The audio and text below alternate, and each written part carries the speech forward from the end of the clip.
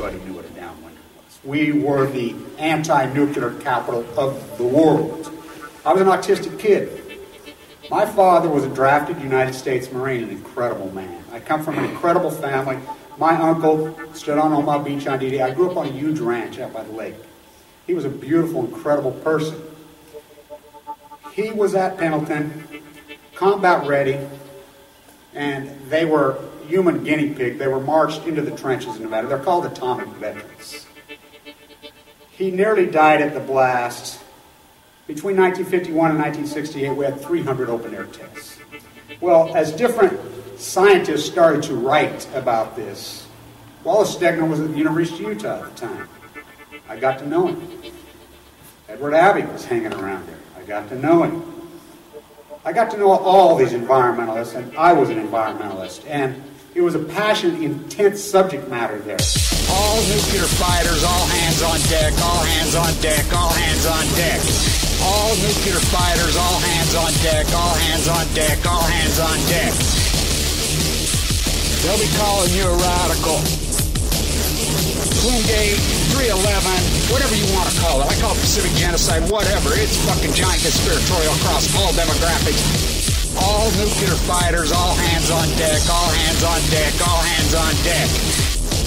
They'll be calling you a radical. All nuclear fighters, all hands on deck, all hands on deck, all hands on deck. Twingate, 311, whatever you want to call it. I call it Pacific genocide, whatever. It's fucking giant conspiratorial across all demographics. They'll be calling you a radical. May God have mercy on all of your souls. Nuclear power was evolving. We were promised, oh, this can't happen.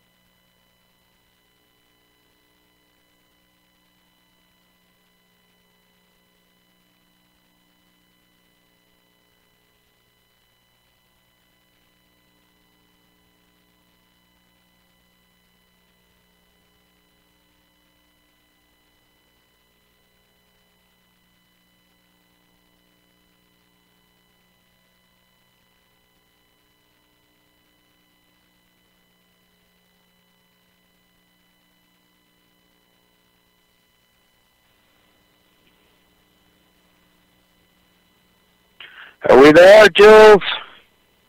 We got technical difficulties in the morning. Sorry, you guys. You know, here I am. I'll call in number, apparently backdoored, whatever. Technical difficulties, but I'm here. I hope you're here. You'll be calling you a radical. The Post-Ignorance Project goes on. Headed to San Diego tomorrow. Reboot the Swartz building. Federal courthouse, USS Reagan hearing on Balco. I was there last year. The only one there. The only activist there. The only anybody there. I have the transcript from the whole thing. We'll reboot this. See if we can't get it right this time.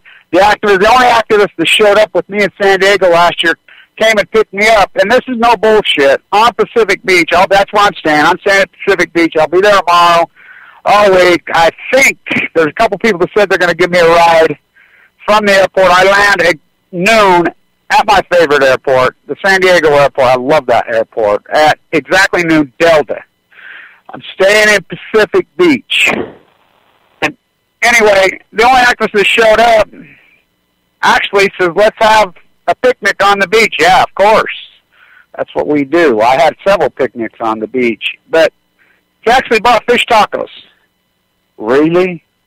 Really? You've been listening to me rant, right? You don't think I mean this shit? And anybody, you people that don't believe in my activism, in my ways, and the way I do things, I want, and you don't believe in my activism, I want you, I posted a video to my Facebook page when I was so critical. When I got sick, I was, before Fukushima happened, I've been fighting the nuclear cartel my whole life. but I was heavily involved in fighting back the Blue Castle nuclear generator they're trying to build on the Green River in Utah. Heavily involved in it. And taking them on head on. You know, Fukushima, taking on San Onofre in a big way. For decades I've been taking on San Onofre. Why did I know so much about San Onofre? Oh, Pendleton's right there. Oh, my father, the Marine, the Special Forces Marine, drafted. Semper Fi, a human guinea pig like a human lab rat in the Nevada test site from Pendleton, 40,000 of the Marines. Heavily, head of the atomic veterans for decades. You type in. I want you to type in 11/22/11. You just type in Blue Castle Nuclear Power Plant. This is the best activism I probably ever did. I stick it to those fuckheads. They're so corrupt. They were trying to build it. They were just trying to get the licensing is what they're up to. And Dirty Herbie, which I named him Dirty Herbie, and a guy named Aaron Tilton had snuck this through without public hearing, without public awareness, because the populace is so fucking ignorant here. They are, I mean, beyond in the dark. I mean, talk about mushrooms. The American populace is so pathetically ignorant. It is unbelievable, and I could prove it. That has nothing to do with commentary. That is documented proof, the most ignorant populace in the history of mankind. It's documented heavily. My PhD documented, many people have documented this. So, nobody even knows what Blue Castle is. So, I get leukemia in October 13, 2011. Thought I had food poisoning. I mean, epic pain. I mean, just boom. Anyway, the misdiagnosis, you know that whole story of me diagnosing myself, my fight, I was all but dead. All but dead. I landed in the bone marrow transplant at LDS 11/11/11. I didn't stop my activism. There's that video, I'm like, I have not been able to watch the videos of me in the room. I did several videos while I'm in critical condition in the bone marrow. I mean, all but dead. Celeste, who's the secretary for 26 years with Finbo. She's been with Finbo. Now, by the way, I want people to understand this. Most of these people that run the LDS bone marrow transplant unit left Huntsman. The Huntsman Cancer Society is the biggest fraud in the world in Salt Lake. Type in the best, you know, cancer units, and you would think they all quit. They all left because they know they're frauds. They started this unit here, which looks out over the top of it. Their motto, you want to eat the good food and stay in the hotel, you go to Huntsman. You want to live, you come here. I says, I'll take living.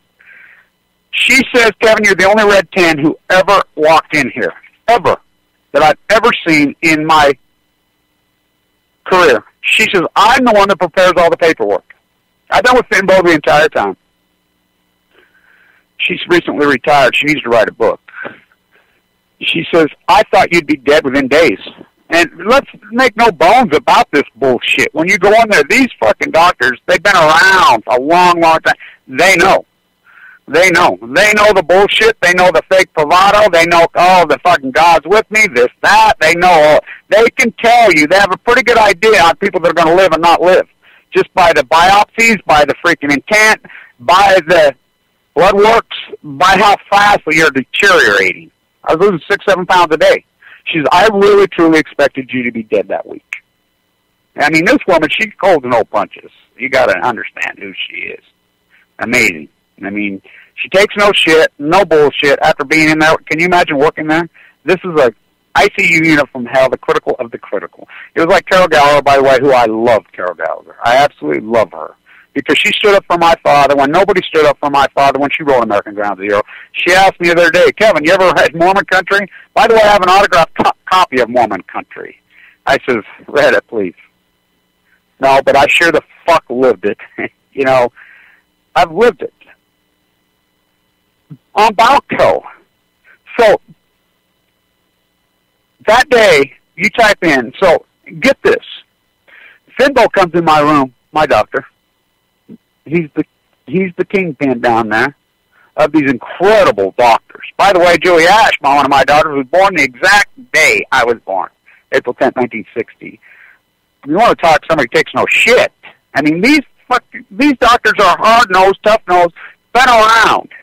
I mean, they come from all over the world. It's a team of doctors, and they're the best of the best, and there's no bullshit in that place. They don't say, oh, you're going to be okay when you're not going to be okay. I've sat with them. I've listened to those hard conversations when they prep people for death. They don't fuck around. They do not fuck around. One iota. I mean, so he comes in my room. He says, Kevin, I know that you've been fighting Blue Castle tooth and nail. I'm almost dead that day. I'm in very, very, very critical condition. He lays down the front page of the Tribune. By the way, Judy, I hope, somehow I can get to Judy again from the Trib. She's one brilliant freaking... And by the way, the Salt Lake Tribune could be the best investigative journalist paper in the country. Cut back, cut back, cut back, cut back. They do incredible work. They bust major stories all over. So, he says, look what's going on with your friend. And I'm like, oh, my God. He says, I knew you'd want to hear this. And I'm like, oh, yeah, those fuckers. The secret hearings. So, I do a video in my room. Blue Castle is, nobody in Utah even knows who fucking Blue Castle is. So, right as I get critical, in the bone marrow, you want to talk timing? Oh, did I stick it to those fuckers? They just started their advertising, PR. You got to see their advertising. So KSL, which is the major media, on the news, all the major news, 10 o'clock news, 6 o'clock news, that's where people watch here, get their information.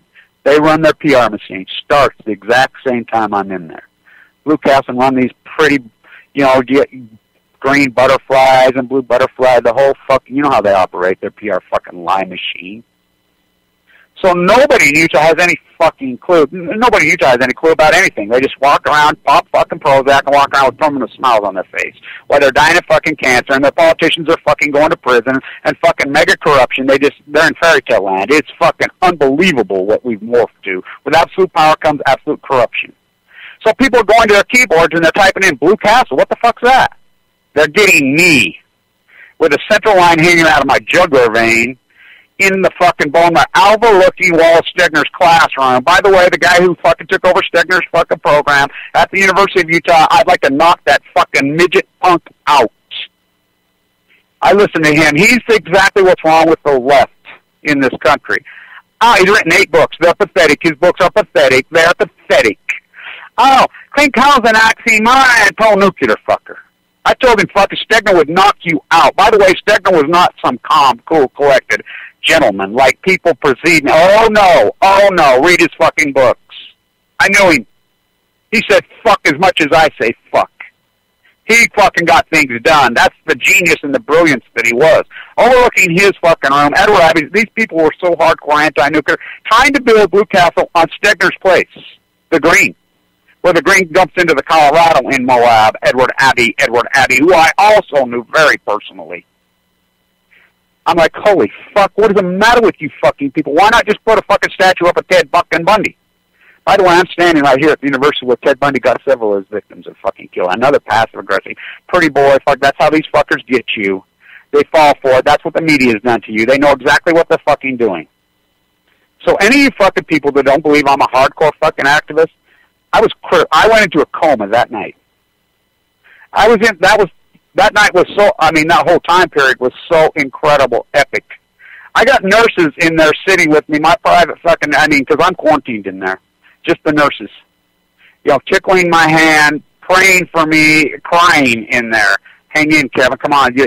I knew that night, going in and out of a fucking coma, I was fucking beyond on death's doorstep. I was so there. And that's when the transformation was happening. The chemo fighting the cancer fucking cells in my body. The whole fucking good versus evil complex was going on in my whole entire, every piece of DNA in my fucking body that night. Wow, I did not stop my activism even though I was that fucking sick. I went without fucking a bowel movement for 20 days. I went without any fucking food and water in my mouth. I would have dreams about water. The tumors had wrapped around my lower bowel. I went without solid food for God knows how long. I went without any fucking food. You can only live on that bag for a little while. Blood transfusions, I had well over 100 of them. And that's another thing, people. You want to do something for the cause, for these hardcore fucking leukemia fucking patients, go donate blood. Go donate blood. The Red Cross. Without the Red Cross and the donated blood, we all die. I was in there one time in February. Another one of those videos out of there. They ran out of fucking blood. I'll never forget it. Fimbo comes in my room, and he talks to me. He looks at my, the nurse who's taking care of me, Whitney, and my multiple team nurses, and they're sitting there like, he's having a fit. Are you kidding me? They draw your blood at 3 a.m. in giant vials at 3 a.m. every morning. There's tubes in your room that go right down to this incredible machine who simply, all they do is that they have an incredible group of pharmacists there and blood spinners. They go down, there's only 33 beds in there. They're expanding. They're overflowing all the time. They spin that blood out so those doctors have it when they show up. And they have what they call rounds, and they meet, and they argue your cases, all 33 people that are in there, in an intense way. The nurses, the maids have AIDS, the PAs, everybody. He comes in the room and he says, are you kidding me? Kevin Blanch's platelet count's at 8? At 8. They say you can't live with under 15. My platelet count was 8 that day. He's like, oh my God, we're out of blood. We're waiting. We got some freaking coming in from here. It's me and freaking, wow.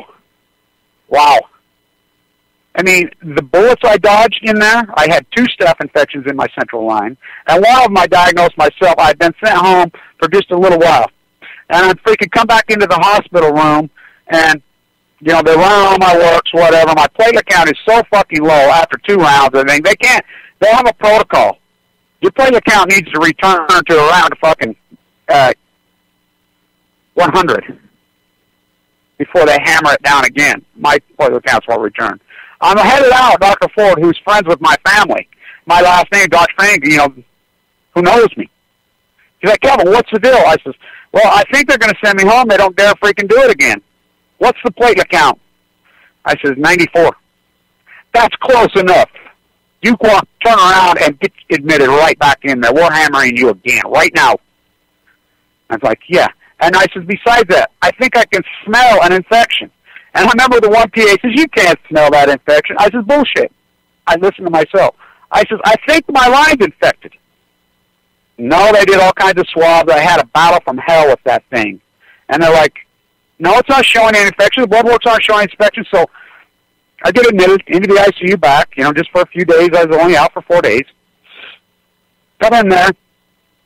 They will run more sophisticated fucking works while I'm in there. Sure as shit.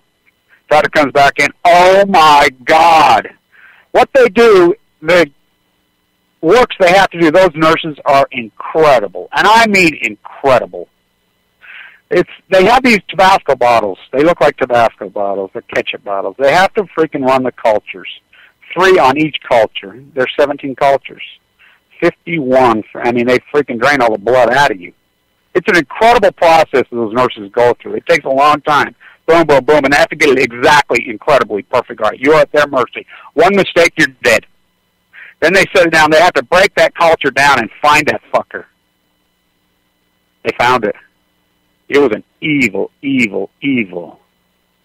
I had to go through this process.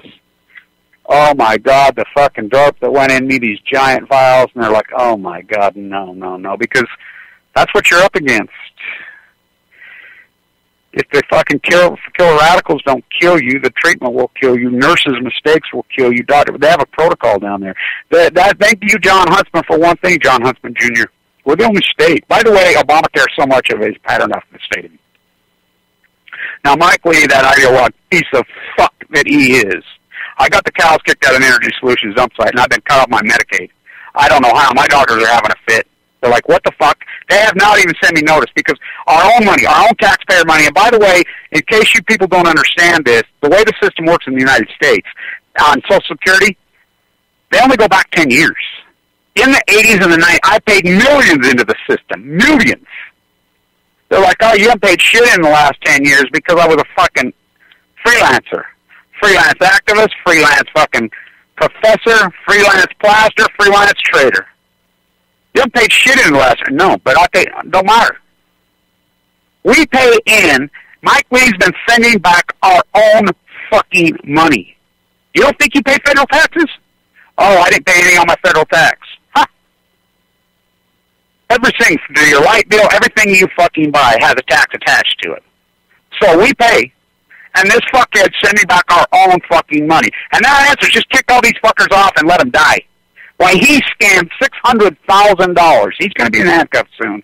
And this is the word I'm getting from the FBI. Seriously. Swallow. This is, you'll talk to these Mormon assholes that are around here, and they're going to tell you this. Oh, no, they're not going to prison. I says, what? Swallow should have been charged with 11 felonies, 11 each. What do you mean they're not going to fucking prison? Oh, somebody will step in. Because that's the mentality they have.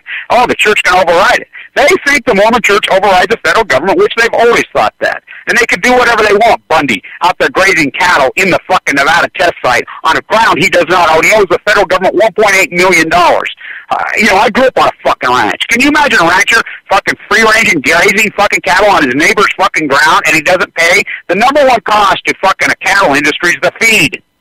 Grazing. Well, you think hay? You think feed's free? You think it's free? It's stealing. It's stealing, but that's how these motherfuckers think.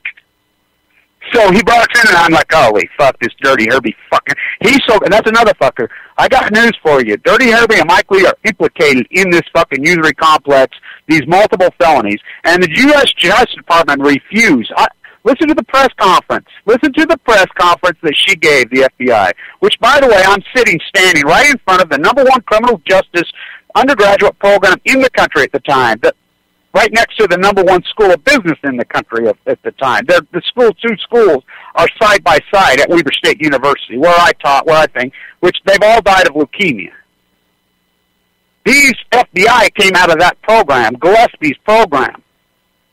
The genius that he is. He's been retired for a long time. These schools here are pieces of shit now. They've fallen off a cliff because either their key professors died, retired, or got run off, and they've let the fucking usury complex take them. They just raise student fees, and they fuck everybody and run anybody who's got any fucking critical mass thinking out of here. They're fucked. Academia's fucked. So, she says, oh, you think this is the end of this? We hand over on a silver platter to the Department of Justice. This is the weakest Department of Justice in the history of mankind, Uncle Tom's. It's pathetic. Has nothing to do with race. Has to do with apathy. And apathy. Barry Antoinette let them eat yellow cake. I can write his memoirs for him right now. Status quo. Every page, status quo. They've let these people get away with anything. So they handed over on a silver platter to the Department of Justice. Nothing. Nada. Zero. She has a fit. What? These are slam dunks. Bribes. Mega bribes. That went on for freaking decades, which goes on. That is the culture here. 11 felony counts. Dirty Herbie, Governor Herbie, is implicated big time. By the way, John Huntsman quit and just handed us this piece of shit. Every governor we've had has signed a veto to block the fucking waste from the world coming into the Energy Solutions dump site. By the way, I'm the only one that protests out there, too. By the way, they're bankrupt. Dirty Herbie's said, bring it on. We got 70-year-old nuclear waste that's been kicking around the world, from Italy, from Germany, all over. Oh, it's coming here. And by the way, mark my words, the Japan freaking radio fucking waste from Fukushima will end up here. They're bankrupt. These are the people in charge of your nuclear waste. The San Onofre fucking generator, when it came here, I'm the only activist out there. I'm the only one. I'm saying, with a Geiger counter hotter than fuck. Wildly critical condition, yeah, you're crazy. Fuck yeah, I'm crazy. Because I decide I'm taking the beast on head on. Because I can't run from the beast, I'm going to go fucking run. You know, it's like when you're a football player and you're going up against the best defense in the fucking league. You can't run around and you go right at them. That's the way I took cancer on. Right fucking at them. In their fucking face. Fuck them. I'm not afraid. I mean, what's left to be afraid of? You got nothing left to win and nothing left to lose? When you get fucking diagnosed with leukemia, like, it's over. It's over. Your finance career, your teaching career, it's all over. There's nothing left to win, and there's nothing left to fucking lose. Economically, destroys you. That's where fucking Fight Like a Girl logo comes from. The Fight Like a Girl logo comes from. That's leukemia. Why? It affects girls actually harder than men, bone density. Girls out-survive men with AML. Why? Because men kill themselves. Not because of the pain. Men are usually pretty tough fuckers. I mean, and in the hospital, they have level pain, 1 to 10. That's all day, every day. All they ask you is your pain level. Then they have a chart. that goes above 10. AML leukemia pain, whole new world. The pain is epic. I'm a tough fucking guy. I really am. Physically, I've had a broken back, severed tongue, scar across my face. You think I was born with this scar across my face? It took years living in this violent place.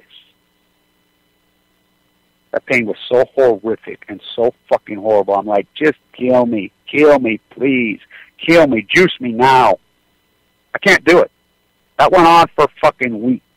They come in, the nurse is like, oh my God, I never seen a fucking guy your age with a six-pack across your stomach like that. Fuck yeah, my stomach's been in fucking contractions hardcore for fucking weeks now. It was brutal. By the way, that fucking Huntsman wouldn't even talk to me down there. The Huntsman Cancer, they're still suing me for a phone call. They charged me $1,400 for a phone call, consultation, which they told me nothing. They're a fucking fraud. A fucking fraud. You want to die, go there. By the way, Paul, who got sick the exact same, my fucking lifetime fucking friend, who got sick the same place, the same thing, in the same stomach, before he died, he told me, I wish I wouldn't have went there. They cut his stomach out. He was doing so good. I mean, it breaks my heart that he died. Where you died at LD, I don't know. I sure don't have any of those fucking answers, but I know a lot of us got cancer at the exact same time in Western Weaver County. And I know that we got hammered, and I know that we couldn't afford to have any more on top of us. And so many fucking got sick at the exact same time, and so many died. Yet their loved ones, their families, even them, will not stand up and fight these fuckers that gave it to us. You know, Finbo understood my way. He understood, oh my God, Kevin, you're intense, you're an anti-nuclear activist. Freaking, here you go, you ran on a life about it's going to give you leukemia, Fukushima's going to give you leukemia, it's going to give you leukemia, then you get leukemia. My fight on this YouTube site, my fight is it kept me alive, there's no fucking doubt. My intensity, why do you think my intensity's been like that? I've been trying to fucking live. 32 states? That's the San Onofre hearings. Holy cow, wow. You want to talk, you know, Dana, God bless him, up on that boat out there. I've been on that fucking coast and on the fucking water so many fucking times since Fukushima happened, all the way up and down that coast. All the way. And you could, you know, people say, oh, we can't believe anything. That's the beauty of YouTube. It's all documented, heavy documented, fucking proof. At the San Onofre hearing, kicked out before I even fucking spoke, organizing, from my hospital room. You look up fucking the fucking earliest San Onofre fucking, you know, exposing the lie and think from my hospital room in critical condition.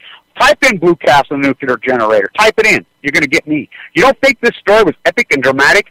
You've fucking estimated and underutilized the power of the YouTube fucking genre so grotesquely.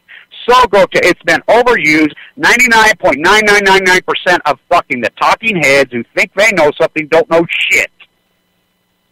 You know, they crowd the space, they fuck it up, and they babble about shit that is fucking totally meaningless. And you think this is a popularity contest? It's about who gives a fuck? Who gives a fuck about the gonzoed fucking sheeple masses? Who cares?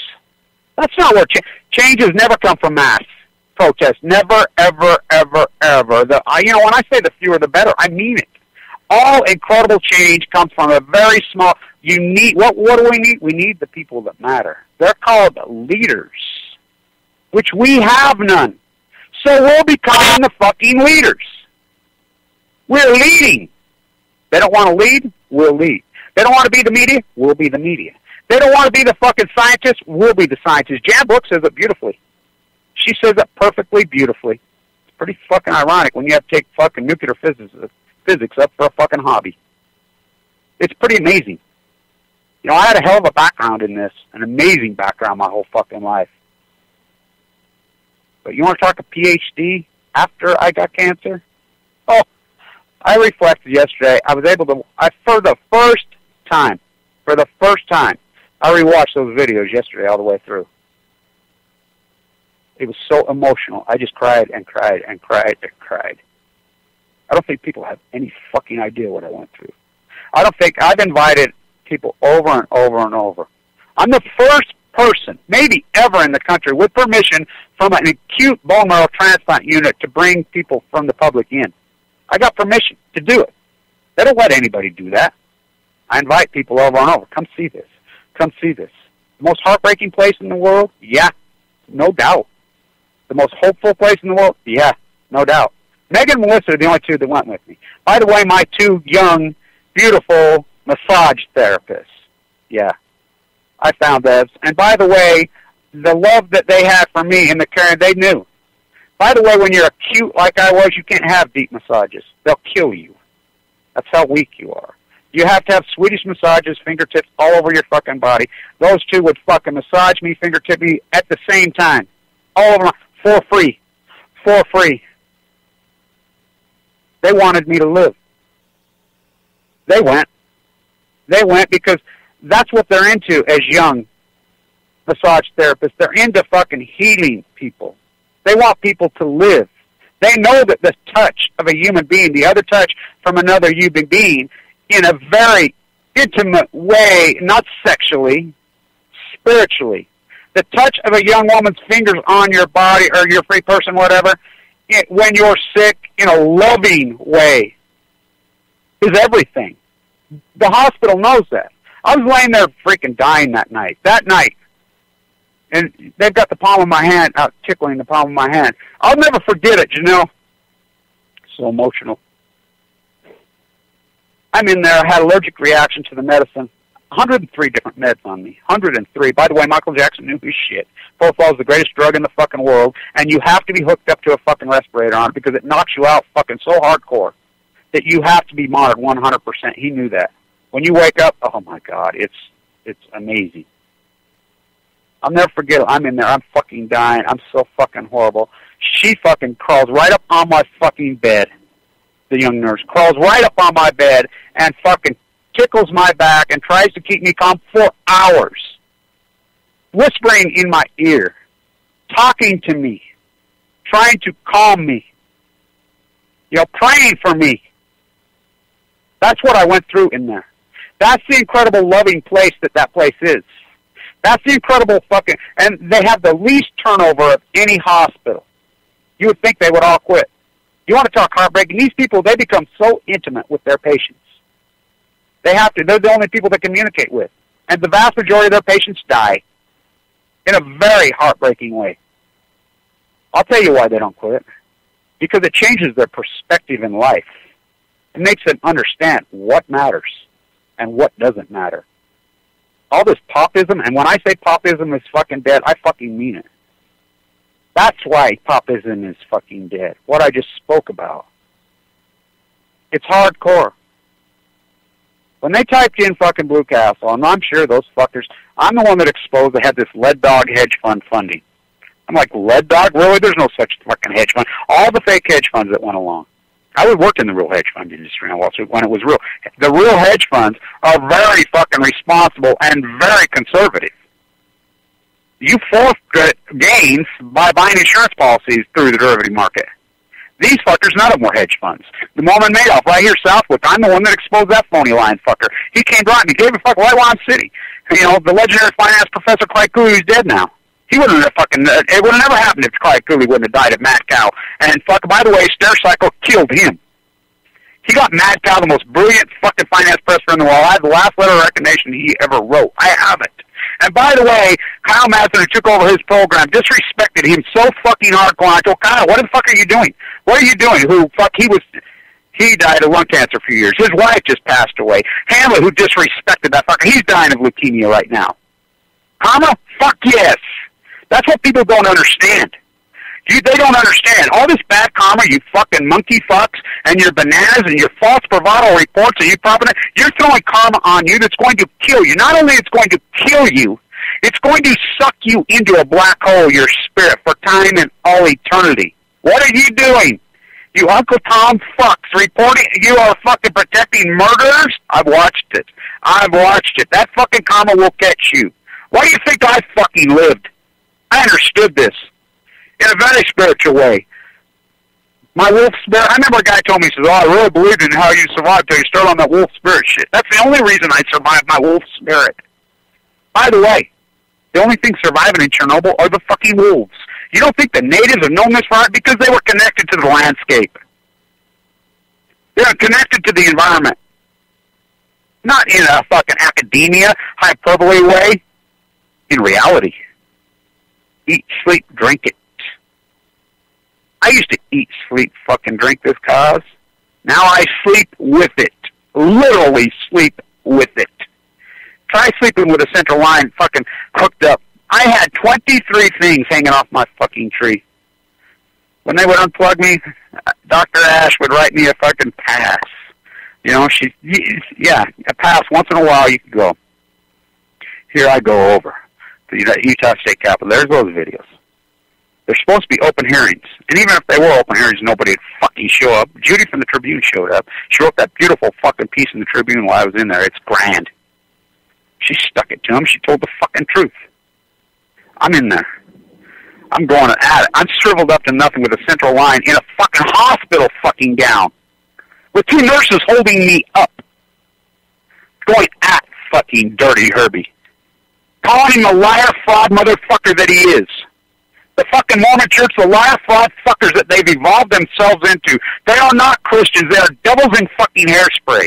Usury. You remember Swallow? Fucking all these people are going down for usury. Buy here, pay here loans.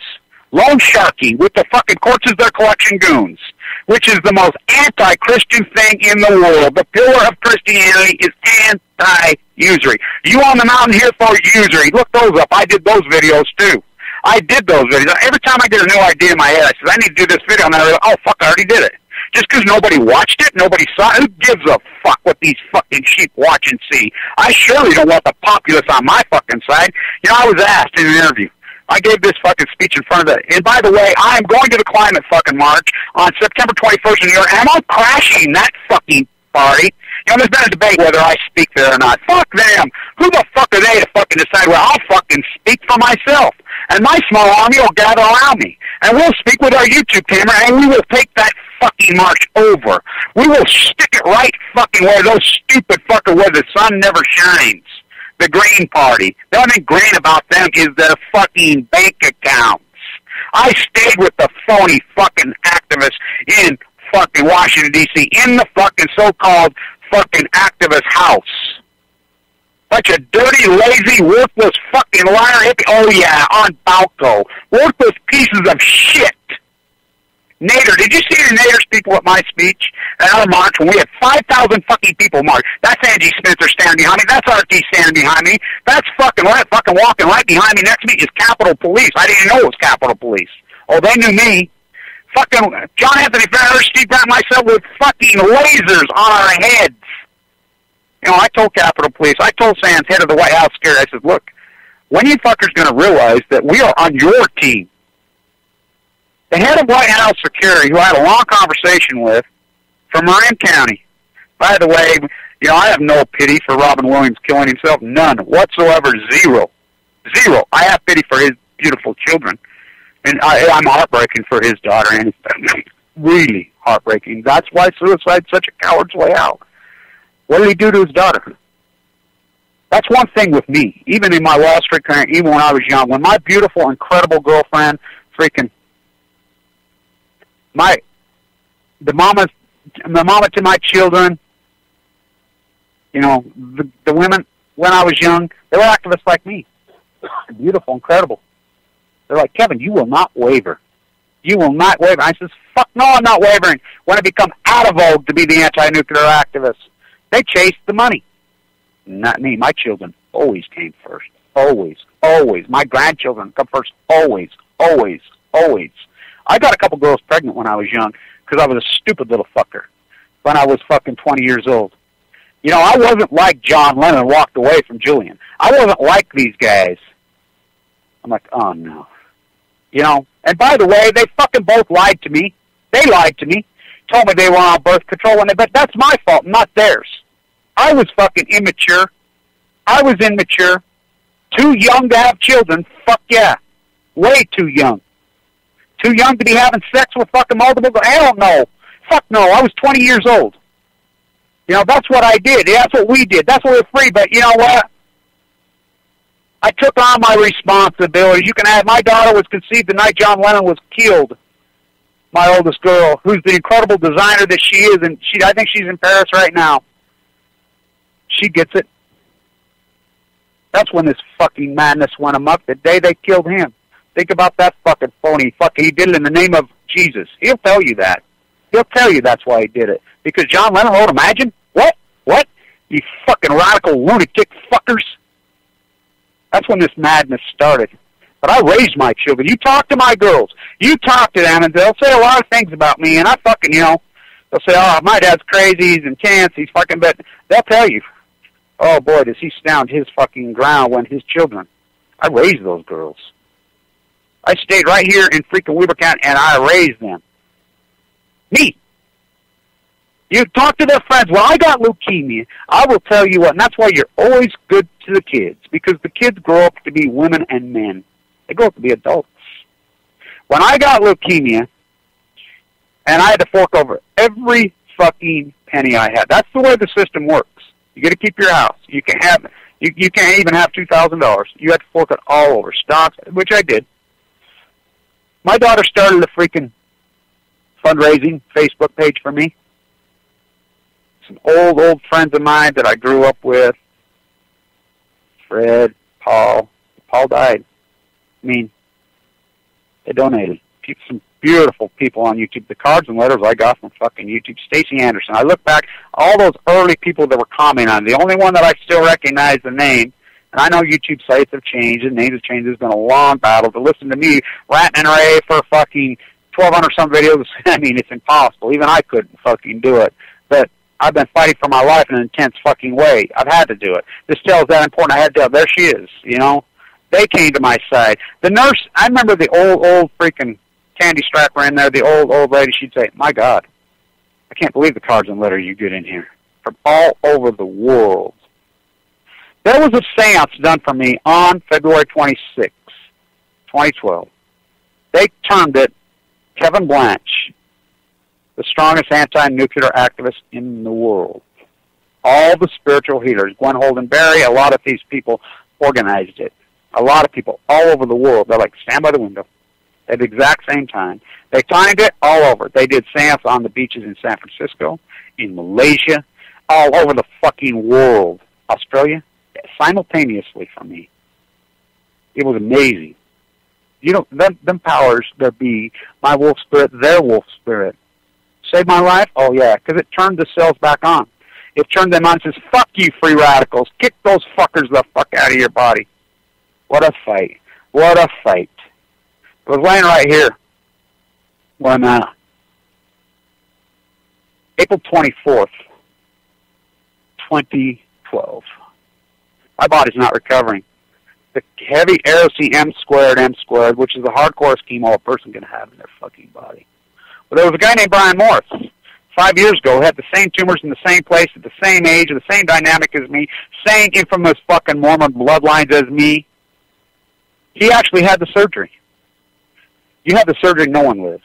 Because after the surgery, they realized, oh, they've misdiagnosed it, and their leukemia cells that can present tumors called an involved. And most oncologists don't even realize it. I knew that. I knew that when they misdiagnosed me. I argued with the pathologist. I'm like, you're full of shit. This is not carcinoid cancer metastasized in my liver, which multiple doctors told me that I would be dead within 2 months at McQuackby. Vincent Hansen overrode them. There was a guy named Brian Morris. I'm going to get him on my show. He had the operation. Ended up in LDS when they realized it was a less de novo. You want to talk a tough motherfucker? Oh, fuck. They still say it was the highest fucking temperatures ever in the history of LDS, and LDS is the oldest active hospital in the western United States, and it's not owned by the Mormon Church, by the way. And it's been restored and saved because of the leukemia unit. Ice bathing him in there. Because they have to keep you right here, right now, because they know the free radicals. The free radicals are so aggressive in your body. These cancer cells are so hardcore, and I like all you fuckers. Oh, there's an easy cure for you stupid, dumb, ignorant, naive motherfuckers. These fuckers will rip fucking 33% of your body mass off in 3 days. They're the fucking death press that they hide in your your brain stem, in your lower spine. They have to RCM square you fucking hardcore. They go to work on him. It takes your neutrophils to zero. So how are you going to fucking recover from the fucking wound? You're not. Open wound in there. Infected. Fucking infection after fucking temperature's 104 and 5. He keeps fighting. Finally, they give up on the fucker. After 3 or 4 rounds of fucking chemo, and it's always been automatic bone marrow transplant. Boom, boom, boom, 5 fucking rounds. Automatic bone marrow transplant. He's not recovering. Fimbo Peterson's been around the block so fucking long. He walked in and fucking, Brian just asked him straight up to his fucking face, what would you do if you or me, or your son, this was your son? What would you do? Would you have it? And he says, no, I'd go home. That's what Brian did. He went home to die. He didn't fucking die 5 years ago. No, I think he's going 6. He survived a disease that no one survives. He used to come into my room and fucking talk to me. Without him, I die. Literally, without him, I die. Julie Ash comes in my room. She's all fucking no business. She walks right up to me one day and says, Kevin, you know, we're patterning your treatment after Brian Morse's treatment. By the way, the pathologist dipped it in the wrong fucking solution. LDS sent it out to 200 labs to try to backdoor his fucked up work. Silverman, that arrogant fucking piece of shit that he is. He argued and says, oh no, he argued with Vincent Hansen. The old school oncologist, both his father and brother fucking grew up in southern Utah and died of fucking leukemia. Not West 10, East 8. West 10, that piece of shit at UCLA ought to be in a prison cell. Fucking creeps.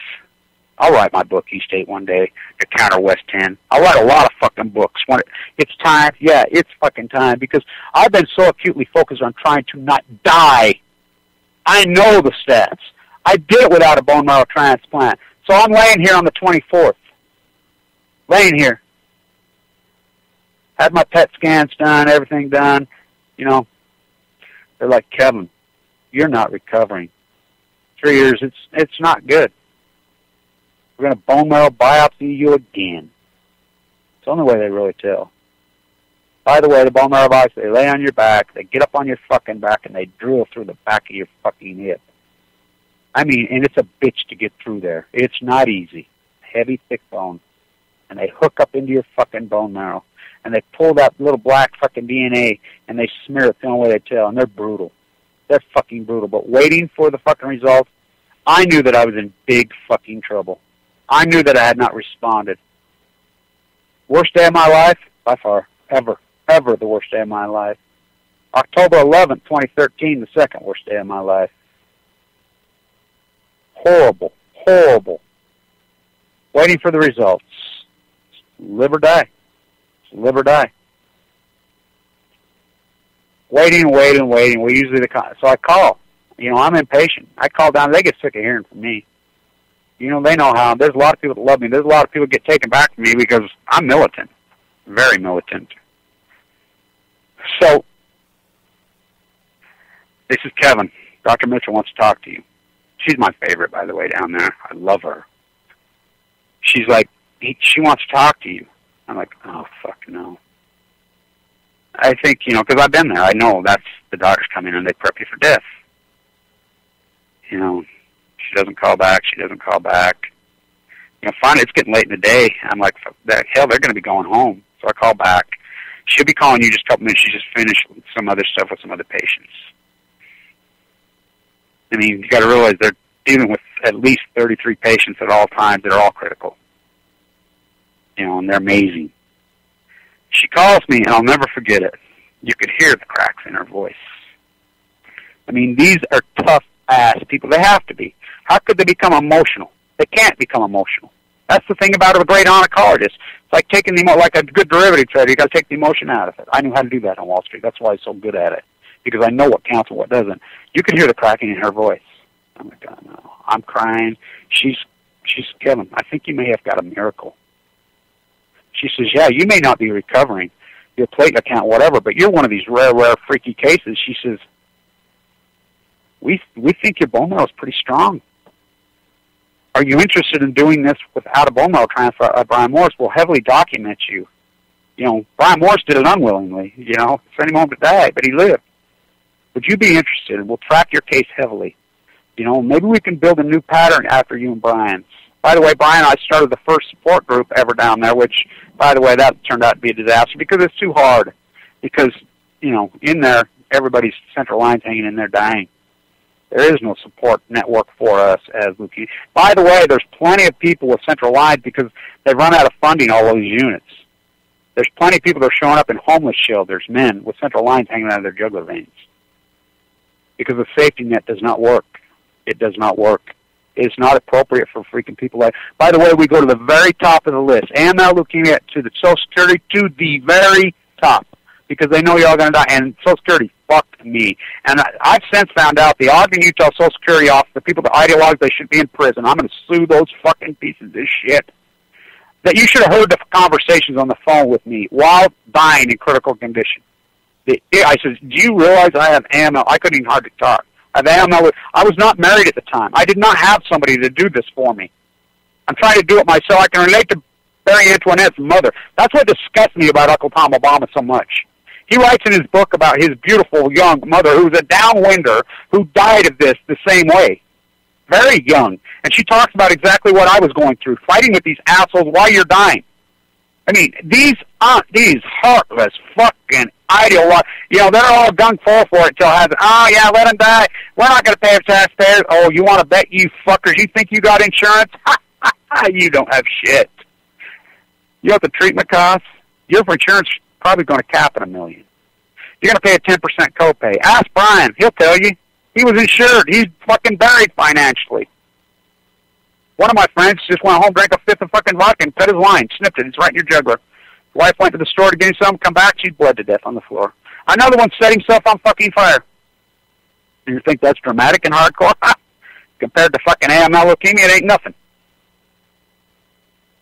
So, they're like, you want to do this? Well, there's a beautiful, beautiful girl from Ogden here named Carla. Kevin and Carla, they call us. She'd run the Ogden Marathon. She had a great pathologist. And by the way, that's where it all begins.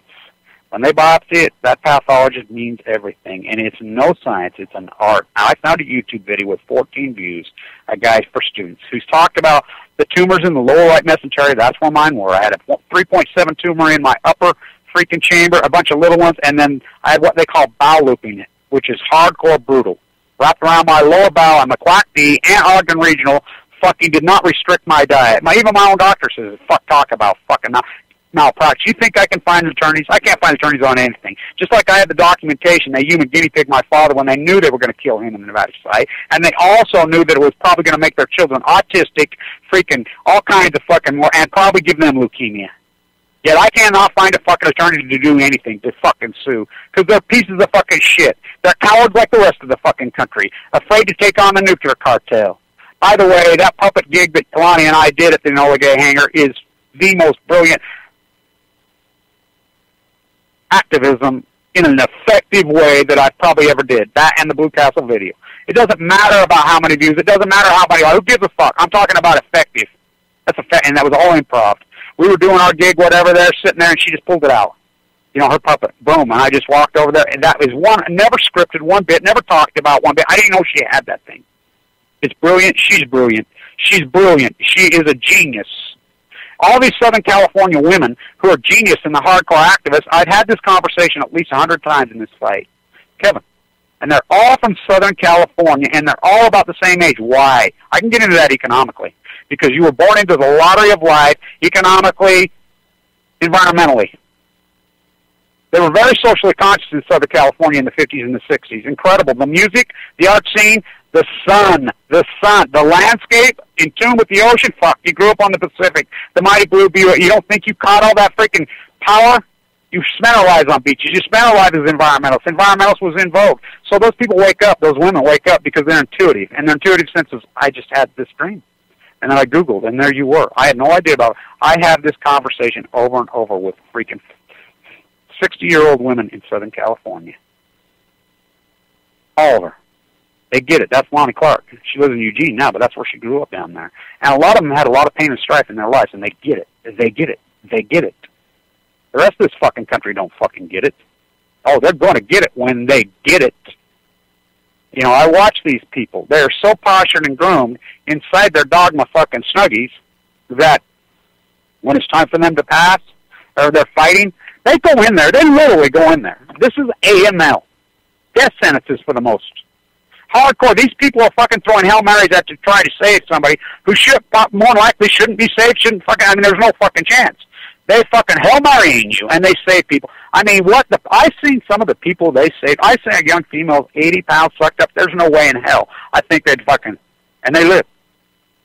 I mean, it is amazing what they do in there. Really amazing. I'm in there, and here comes Carla landing in there. She's got the same thing I have. They backdoor sent out 200 of my samples. Believe it or not, the University of Nebraska is the only one that could backdoor one of them, you know, because of the cattle research. They never did get the other one properly done because that's how bad he fucked it up. But this pathologist, I watched a YouTube video, he says, in the lower right mesentery of fucking men, he says, it is so hard for the pathology. He says, the slicing is so hardcore, and it's so dramatic, and it's so freaking crazy. I believe they get it wrong more than they get it right. That's when my light went on. This fucker's got it wrong. He says, I never had one wrong. He argued with Vincent Hansen, the old school oncologist, who Vincent knew my family, who didn't even like me. Marston, the famous neurosurgeon, he could be the most famous neurosurgeon in the fucking world. He lives right here, whatever. He's a cousin, you know, as my father's, whatever. He can't stand me. They don't like my ways. But I look like him. I talk like him. I think like Thomas, the Incredible, who started on clinic, the heart surgeon, who saved millions of people's fucking lives, who invented fucking bypass surgery. The guy, that's my fucking uncle. He didn't like me either. He couldn't stand me because of my ways. Because they're good LDS ways, and they're brilliant Jesus. By the way, he died of freaking heart disease after he saved millions of people. These people all knew me. These fucking doctors knew me. You know, they dug in. Vincent Hansen knew. He knew my anti-nuclear activist. He says, Kevin, I will tell you straight up, and he's the greatest oncologist maybe in this region. The old school brilliant. I could tell you incredible stories about that real Christian that he is. He saved my life. He's, Kevin, you look just like those guys. I know your thesis, and when you say we're all downwinders, it is so true. He won't retire because he knows there's no one to pick up the slack. He saved fucking thousands and thousands of people's lives here, including mine. He told Civil, no, I think you're wrong. No, I never get these wrong. I've never had one, the arrogant fuck that he is. He was wrong. He bone bottle boxed him inside there. By the way, his PA, she's from San Diego. So many things tie back to San Diego. My father woke up in a hospital in San Diego. I used to love, my dad looked just like that. Women would go nuts over this guy. I mean, he was so beautiful. I mean, I still this day, I run into these old ladies. Oh, you're Kevin, you're Dwayne's son. Yeah, oh my God, I was so in love with him when I was young. Everybody was. But he was kind of like me when, you know, well, he was a lot more than me. He says, oh, I woke up in the hospital. You know, and he wouldn't talk. He was as Semper Fi as they get. It was his younger brother, who was the retired high brass in the Pentagon, the fighter pilot. He's the one that spilled all the beans to me when I was young about this. My dad wouldn't talk about it. I spent most of my young youth mutated and sick. I was very sick. So was my twin sister. We were very sick. We were preemies. We spent a lot of our lives every Tuesday going to the VA hospital to visit our dad. He was having these incredible epileptic fucking seizures and fucking whole weeks of memory loss. This incredible. He came out of it. Put him on Dilan, fought. Years later, many years later, one day some bees stung him. This guy never had a cavity. Boom. Leukemia. Dead so fast at the Huntsman Center. By the way, Vinbo says that it killed him. Burned a hole through his fucking stomach with fucking chemo. Stay tuning. See you in San Diego. I'll be there tomorrow. You know, very excited about it. Sorry about technical difficulties this morning. Stand tuned. This is about hope and love and surviving. This is not about doom and despair. As I live to tell, 1986. Oh, I have a tale to tell, and I'm fucking telling it. I don't give a fuck about nuclear fighters, all hands on deck, all hands on deck, all hands on deck. All nuclear fighters, all hands on deck, all hands on deck, all hands on deck. They'll be calling you a radical. Twingate, 311, whatever you want to call it.